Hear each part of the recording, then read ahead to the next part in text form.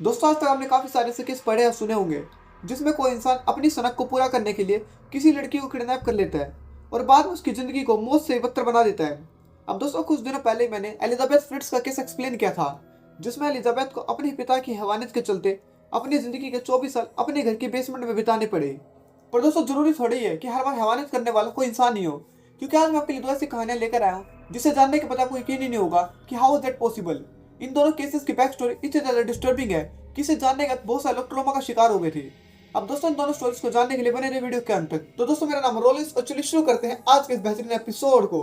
The importance of vigilance and intervention when signs of abuse or neglect are apparent. Her life, marked by a tragic descent from a vibrant young woman to a forgotten prisoner, highlights the need for societal mechanisms to protect vulnerable individuals and ensure justice. Blanche's tale is a somber reflection on the human capacity for both cruelty and endurance. It serves as a poignant warning and a call to action to prevent such horrors from occurring in the future.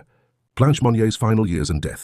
Blanche Monnier's death on October 13, 1913, marked the end of a life characterized by extreme suffering and resilience. अब दोस्तों, इस कहानी की शुरुआत होती है 1 मार्च 1849 को, जब फ्रांस के एक शहर पोर्टिस में एक बेहद ही सुंदर लड़की का जन्म होता है और दिखने में लड़की काफी ज्यादा सुंदर थी।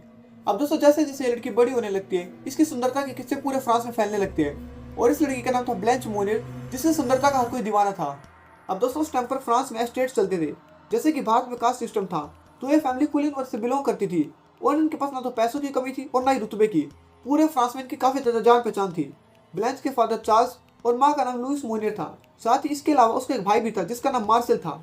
अब जब ब्लैंच बड़ी हुई तो उसके पास लगातार शादी के रिश्ते आ रहे थे। मतलब लड़कियों के लिए सुंदर होना भी एक अलग ही लेवल की सरदर्दी है। अब यहाँ पर सब कुछ ठीक ठाक चल रहा था, पर अब अचानक से सब कुछ बदलने वाला था, क्योंकि साल 1876 में ब्लैंच को एक वकील से प्यार हो गया, जो कि उस उम्र में काफी ज्यादा बड़ा था। मतलब दोस्तों, आप यहाँ पर समझे कि लड़कियों को हमेशा से अपनी से बड़ी उम्र के लड़के पसंद आते हैं, तो इसलिए बड़े बनो अमीर नहीं, क्योंकि लड़कियां तो तुम्हें वैसे ही घास नहीं डालती। क्या बढ़िया था गुरु। अब दोस्तों, ये सारी बातें ब्लैंच ने अपनी माँ को बताई, तो उसकी माँ ने उसे साफ साफ मना कर दिया, क्योंकि उनका कहना था एक तो बिल्कुल निकम्मा और फटीचर है, साथ ही तुमसे उम्र में भी काफी ज्यादा बड़ा है। पर दोस्तों, ये बात तो हमें भी पता है कि जवानी का प्यार हमारे दिमाग में चढ़ जाता है, और ऐसा ही कुछ हुआ ब्लैंच के साथ भी। उसने अपनी माँ को साफ साफ मना कर दिया। उसका कहना था कि वो शादी करेगी तो उस वकील के साथ, वरना वो या तो सुसाइड कर लेगी या घर छोड़कर भाग जाएगी। अब यहाँ पर उसकी माँ ने उसे मारा पीटा नहीं, बल्कि उसे घर की बेसमेंट में बंद कर दिया, क्योंकि उन्हें लग रहा था कि 2-4 दिन घर के अंदर बंद रहेगी तो उसके दिमाग से सारा भूत उतर जाएगा। पर दोस्तों, ऐसे यहाँ पर कुछ भी नहीं हुआ, क्योंकि जो ब्लैंच थी वो अपनी जिद पर अड़ी रही। उसने यहाँ पर खाना पीना छोड़ दिया और वो पूरा दिन अपने बेसमेंट में बंद रहती थी। अब यहाँ पर एक खींचतान ऐसे ही बढ़ती रही, और जो ब्लैंच की माँ थी उसने बाहर अफवाह उड़ा दी कि जो ब्लैंच थी वो घर छोड़कर चली गई है, जिसके ऊपर सभी लोगों ने यकीन भी कर लिया। अब दोस्तों, ब्लैंच की माँ ने अगले दिन इस बेसमेंट के अंदर एक बेड लगवा दिया, साथ ही दरवाजे के नीचे केवल इतनी जगह छोड़ी ताकि अंदर खाना वगैरह दिया जा सके। अब जो एक पूरा कमरा था वो घने सन्नाटे से भरा हुआ था।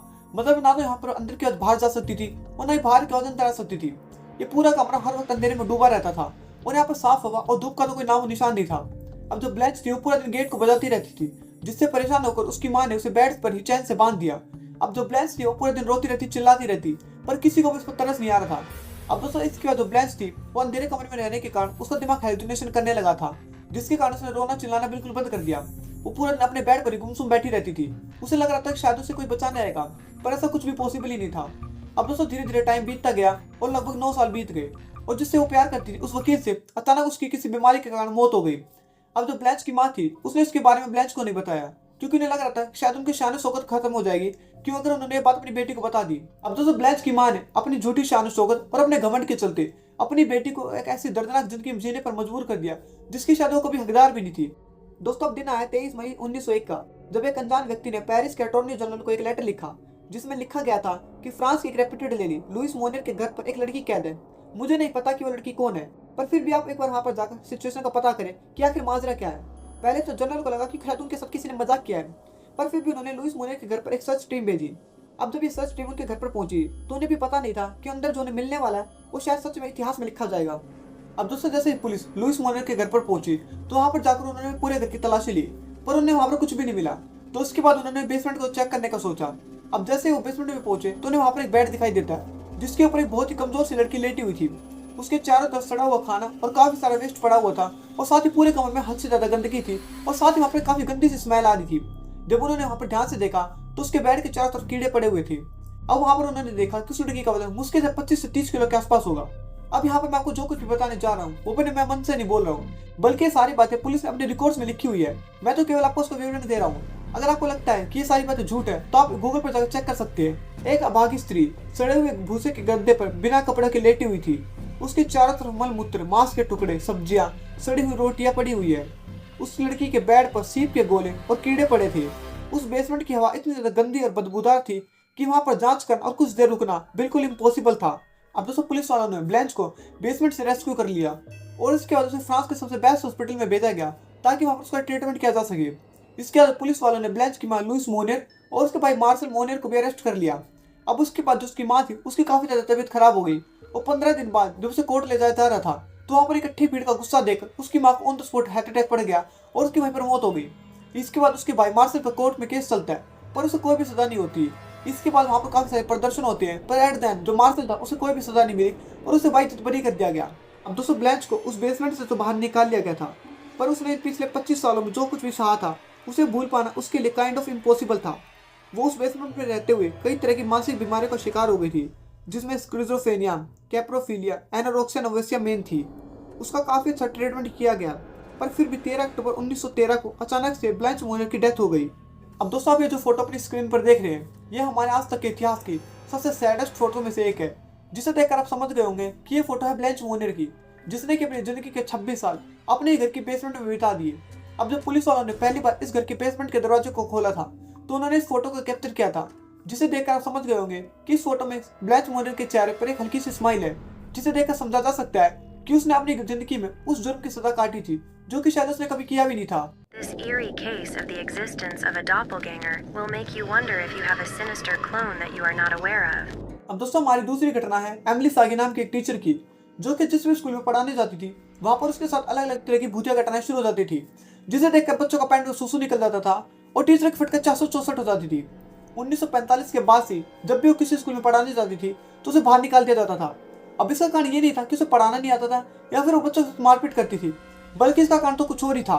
उसकी नॉलेज भी काफी ज्यादा कमाल की थी जिससे उसके जितने भी साथी टीचर थे उससे काफी ज्यादा इंप्रेस थे और साथ ही बच्चों के साथ भी काफी ज्यादा फ्रेंडली बिहेव करती थी। पर फिर भी उसे लिटरली 19 स्कूल से बाहर निकाल दिया गया।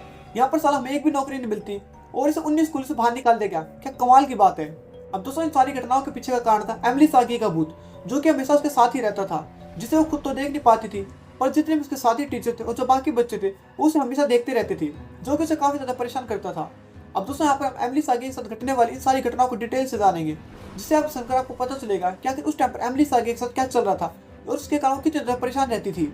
अब दोस्तों हमारी सबसे पहली घटना में एमिली सागी अपनी क्लास में पढ़ा रही थी। वो ब्लैक बोर्ड पर कुछ लिख रही थी जिसे कि बाकी क्लास की 17 लड़कियां नोट कर रही थी पर अचानक से एमिली सागी का भूत वहां पर प्रकट होता है और वो उसे कॉपी करने लगता है।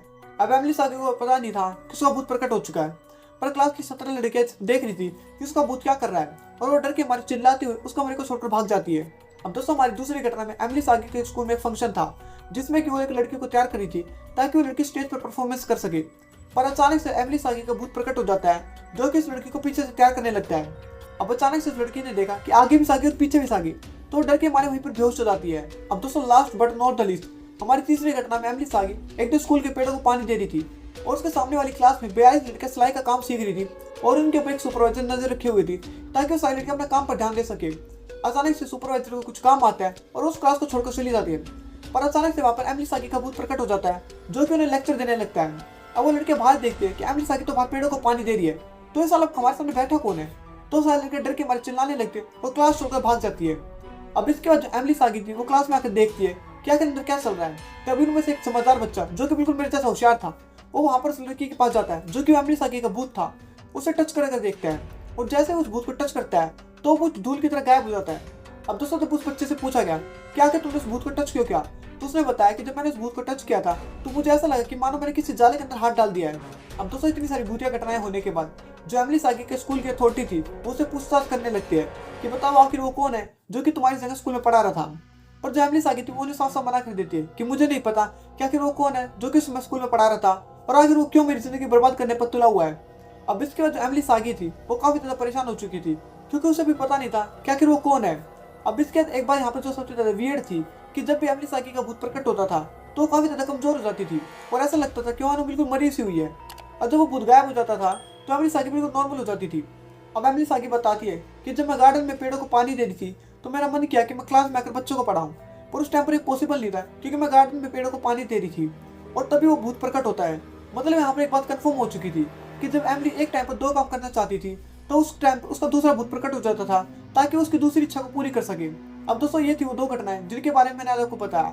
पहली स्टोरी जिसमें कि एक माँ ने अपनी बेटी को अपनी झूठी शान शौकत के चलते 26 साल तक अपने घर की बेसमेंट में बंद रखा, और दूसरी घटना में कैसे एक भूत ने एक लड़की की जिंदगी को बर्बाद कर दिया। अब दोस्तों आपको इन दोनों केसेस में से सबसे वियर्ड केस कौन सा लगा मुझे कमेंट में जरूर बताएं। तो दोस्तों आज के लिए बस इतना ही। आई होप आपको वीडियो पसंद आया होगा। अगर वीडियो पसंद आए तो वीडियो को लाइक कर दे और चैनल को सब्सक्राइब कर ले ताकि आपको आने वाले वीडियोस का नोटिफिकेशन सबसे पहले मिल सके। तब तक के लिए thank you and have a nice day.